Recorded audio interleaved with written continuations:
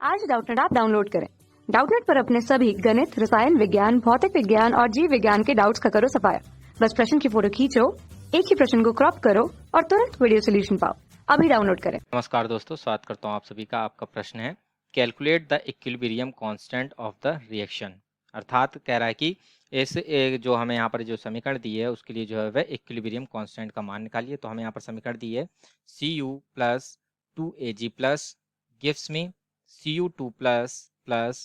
2Ag। ठीक है, और इसके लिए यहाँ पर जो है हमें E नॉट अर्थात स्टैंडर्ड इलेक्ट्रोड पोटेंशियल का मान हमें दिया हुआ है। ठीक है, ये हमें दिया यहाँ पर 0.46 वोल्ट। ठीक है, तो आइए अब हम अपने प्रश्न को हल करते हैं और यहाँ पर जो है वह इक्विलिब्रियम कांस्टेंट अर्थात जो Kc से जिसको हम प्रदर्शित करते हैं उसका मान निकालते हैं। ठीक है ना, ये जो इक्विलिब्रियम कांस्टेंट होता है इसको हम Kc से प्रदर्शित करते हैं। तो इसके लिए जो है जैसे कि हमें यहाँ पर समीकरण दी है Cu, ठीक है, ये कॉपर जो है ये हमें ठोस अवस्था में है, प्लस 2Ag प्लस, ठीक है ना, ये इसका जो है हमें जली विलयन दिया हुआ है, प्लस Cu2 प्लस, ठीक है, इसका भी ये जली विलयन हमें यहाँ पर दिया है, प्लस 2Ag ये ठोस अवस्था में है। ठीक है, तो ये हमें यहाँ पर जो है वह सेल की समीकरण दी हुई है। तो जैसे कि अब हम इसमें देख सकते हैं कि कॉपर यहाँ पर ठोस अवस्था में है और ये सिल्वर जो है यहाँ पर हमारा ठोस अवस्था में है। ठीक है, कॉपर यहाँ पर अभिक्रिया के उपरांत Cu2 प्लस में परिवर्तित हुआ है और ये जो है यहाँ पर 2Ag प्लस से जो है यहाँ पर Ag में परिवर्तित हुआ है। अर्थात कॉपर ने यहाँ पर जो यहाँ पर जो है वह हमारे 2 इलेक्ट्रॉनों का त्याग करके Cu2 प्लस में परिवर्तित हो गया और यहाँ पर जो ये सिल्वर है ये हमारा जो है इसके 2 अणु जो है वे एक एक इलेक्ट्रॉन ग्रहण करके A2Ag में परिवर्तित हो गए हैं। ठीक है ना, तो अब यहाँ पर जो है हम अपने जो है नष्ट समीकरण का प्रयोग करेंगे और जो है इक्विलिब्रियम कांस्टेंट का मान अर्थात Kc का मान निकालते हैं। तो यहाँ पर हम लिख लेते हैं नष्ट समीकरण का प्रयोग करने पर। ठीक है, नष्ट समीकरण का प्रयोग करने पर। ठीक है ना, तो हमें इस समीकरण में जो है जो कि हमें यहाँ पर सेल की इक्वेशन दी है, ठीक है, उसमें अब हम नष्ट समीकरण का प्रयोग करेंगे। ठीक है, तो ये जो नष्ट समीकरण होती है वह हमारी जो होती है कुछ इस प्रकार से होती है। ई सेल बराबर होती है ये हमारे ई नॉट सेल, ठीक है, माइनस 0.0591 बटे n। ठीक है ना, और log Kc।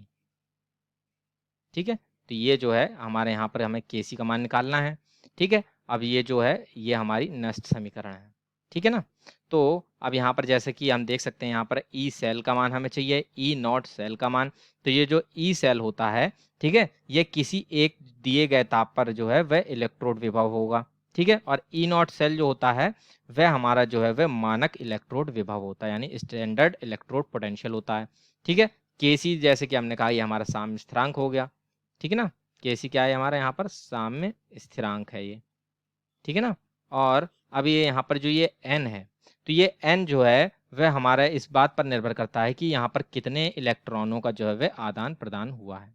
ठीक है ना, तो अब जैसे कि यहाँ पर हम देख सकते हैं कि यहाँ पर ये जो कॉपर था, ठीक है, ये Cu से हमारे जो है ये Cu2 प्लस आयन में परिवर्तित हुआ है। अर्थात यहाँ पर जो इलेक्ट्रॉनों को इसने त्यागा है वह कितने 2 इलेक्ट्रॉनों को यहाँ पर इसने त्याग किया है। ठीक है, और ठीक इसी प्रकार से यहाँ पर देखें तो Ag प्लस एक आयन था, यानी इसके यहाँ पर 2 परमाणु हैं, तो ये 2 परमाणु जो है वे Ag आयन में जो है Ag में परिवर्तित हुए हैं, यानी कि इन 2 इलेक्ट्रॉनों ने भी इन 2 आयनों ने भी, ठीक है ना, यहाँ पर 2 इलेक्ट्रॉनों को ग्रहण किया है, तब जाके ये हमारे 2Ag में जो है वह परिवर्तित हुए हैं। ठीक, तो इस प्रकार से यहाँ पर जो ये n का मान होगा अर्थात इलेक्ट्रॉनों का आदान प्रदान, कितने इलेक्ट्रॉनों का आदान प्रदान 2। इस प्रकार से हमारा n का मान कितना होगा यहाँ पर 2। ठीक है ना, तो अब यहाँ पर जो है अब हमें सभी का मान पता चल गया। तो ये Kc क्या होता है अर्थात साम्य स्थिरांक क्या होता है, ये किस प्रकार से परिभाषित होता है, पहले हम ये भी थोड़ा समझ लेते हैं। ठीक है, तो साम्य स्थिरांक अर्थात Kc से जिसको हम यहाँ प्रदर्शित कर रहे हैं, तो ये जो साम्य स्थिरांक यानी कि Kc जो होता है ये हमारा होता है उत्पादों की सांद्रता बटे अभिकारकों की सांद्रता। ठीक है ना, तो अब जैसे कि यहाँ पर हमें उत्पादों की सांद्रता में यानी उत्पाद क्या दिया है Cu2 प्लस, ठीक है, इसकी सांद्रता गुणे और यहाँ पर Ag की सांद्रता का होल स्क्वायर। तो यहाँ पर होल स्क्वायर इसलिए आया चूंकि यहाँ पर जो समीकरण जो दी होती है उसमें जो है हमारे अभिकारकों अथवा उत्पादों के जो गुणांक होते हैं, ठीक है, वे उनकी घातों के रूप में लिखे जाते हैं। तो अब यहाँ पर जो है एजी के जो है गुणांक के रूप में यहाँ पर 2 दिया था हमें, ठीक है ना, तो अतः इस वजह से इसकी घात 2 हो गई, ठीक है, बटे अभिकारकों की सांद्रता, तो अभिकारक में क्या था Cu, ठीक है, तो Cu की सांद्रता और Ag प्लस की सांद्रता, तो Ag प्लस की भी यहाँ पर जो है हमें गुणांक कितना दिया है 2 दिया है, ठीक है, अतः यहाँ पर इसका भी होल स्क्वायर हो जाएगा, ठीक है। परंतु जब हम सामिश्रांक निकालते हैं तो केवल जलीय विलयन का ही निकाला जाता है, ठीक है, जितने भी ठोस पदार्थ होते हैं, ठीक है ना, ठोसों के, ठीक है ना, सांद्रता, ठीक है ना, ठोसों की जो सांद्रता होती है वह हमारी 1 ली जाती है सदैव, ठीक है ना, तो ठोस, चूंकि ठोस की सांद्रता, ठीक है ना, चूंकि ठोस की सांद्रता बराबर होती है 1m यानी 1 मोलर होती है, तो अतः अब जैसे कि हम यहाँ पर समीकरण में देखें तो हमें ठोस के रूप में क्या दिया था, एक तो Cu दिया था और एक यहाँ पर हमें जो है वह Ag दिया था, यानी कि ये Ag जो है ये भी 1 मोलर यहाँ पर इसकी सांद्रता हो जाएगी, और ये जो Cu है चूंकि ये भी ठोस है इसकी भी सांद्रता यहाँ पर हमारी जो है वह 1 मोलर हो जाएगी। अर्थात अब हमारे यहाँ पर जो है साम्य स्थिरांक क्या बचता है, यानी कि Kc बराबर हमारा हो जाएगा Cu प्लस 2 की सांद्रता बटे Ag प्लस का होल स्क्वायर, ठीक है ना, तो इन दोनों का जो अब हमारा अनुपात होगा वही हमारे Kc को प्रदर्शित करेगा, ठीक है ना, अर्थात Cu प्लस 2 आयन की सांद्रता और Ag प्लस आयन की सांद्रता का होल स्क्वायर का जो अनुपात होगा वह हमारे साम्य स्थिरांक के बराबर होगा, ठीक है। तो अब हम यहाँ से जो है अपने साम्य स्थिरांक की गणना करते हैं, ठीक है ना, तो अब चूंकि हमें यहाँ पर जो है कह रहा है कि calculate the equilibrium constant of the reaction, तो यहाँ पर जो ये हमारी अभिक्रिया है ये जो है हम यहाँ पर साम्य अवस्था पर इसके लिए जो है हम साम्य स्थिरांक की गणना करते हैं, ठीक है ना, तो चूंकि साम्य अवस्था में, ठीक है ना, इसको जो है हम पहले यहाँ पर समीकरण नंबर 1 दे देते हैं, ठीक है, तो चूंकि साम्य अवस्था में, ठीक है, साम्य अवस्था में ई सेल का जो मान होता है वह हमारा होता है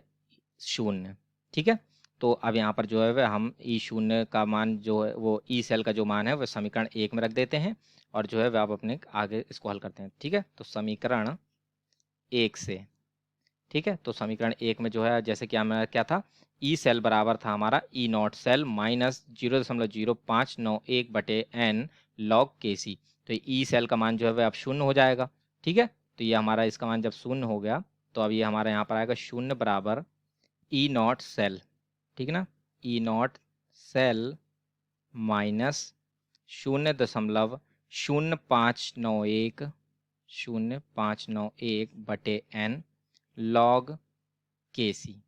ठीक है, तो यहाँ पर जो ये लॉग होता है ये हमारा सदैव इसका बेस जो है वह 10 होता है, ये ध्यान रखेंगे हम यहाँ पर, ठीक है ना, तो अब इसको जो है हम यहाँ पर आगे हल करते हैं, तो अतः E0 सेल का मान तो हमें यहाँ पर दिया था, ठीक है, तो अब इसको जो है हम दाएं पक्ष की ओर ले जाते हैं, तो ये हमारा आ जाएगा E0 सेल बराबर हमारा हो जाएगा 0.0591 बटे n लॉग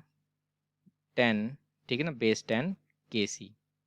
तो ये जो है हमारा आ गया, ठीक है, तो ये माइनस आएगा इसमें भी, चूंकि E0 सेल को हम बाईं ओर ले गए तो यहाँ माइनस था, तो ये माइनस माइनस जो है वह अब हमारे प्लस में परिवर्तित हो गए, ठीक है, तो अब यहाँ पर जो E0 सेल का मान हमें वो दिया था, ठीक है, वो हमें दिया था धनात्मक 0.46, ठीक है, और ये बराबर यहाँ पर हो जाएगा हमारा 0.0591 बटे n का मान हमने 2 निकाला था, ठीक है, लॉग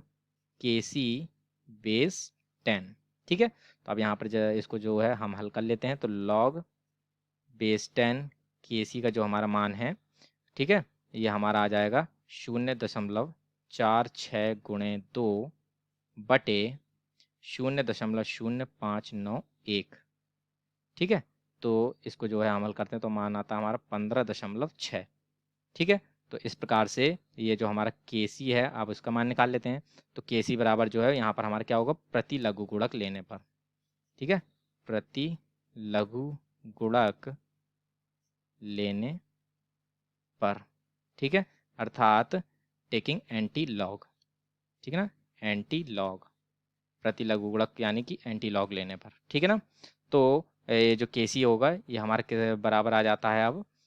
10 की घात यानी 10 टू द पावर 15.6, ठीक है ना। तो अब यहाँ पर जो है हम इसको यहाँ पर हल कर लेते हैं। केसी का जो मान है वह हमारा आ जाता है 3.98 गुणे 10 की घात 15, ठीक है, अर्थात 3.98 इंटू 10 टू द पावर 15 आ जाता है, ठीक है। तो इस प्रकार से जो है ये हमारे यहाँ पर इक्विलिब्रियम कांस्टेंट अर्थात साम्य स्थिरांक की गणना हमने कर ली, ठीक है। ये हमारा क्या आ गया, साम्य स्थिरांक, ठीक है ना, अर्थात इक्विलिब्रियम कांस्टेंट, ठीक है, EQUILIBRIUM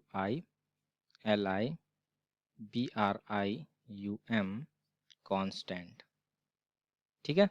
तो इस प्रकार से जो है ये हमारे प्रश्न का उत्तर पूर्ण होता है। आशा करता हूँ आप सभी को उत्तर समझ में आया होगा। धन्यवाद। कक्षा 6वीं से 12वीं से लेकर नीट, IIT, JEE वो एडवांस के लेवल तक 1 करोड़ से ज्यादा छात्रों का भरोसा। आज ही डाउनलोड करें डाउटनेट ऐप या व्हाट्सएप करें अपने सारे डाउट्स 8400 400 400 पर।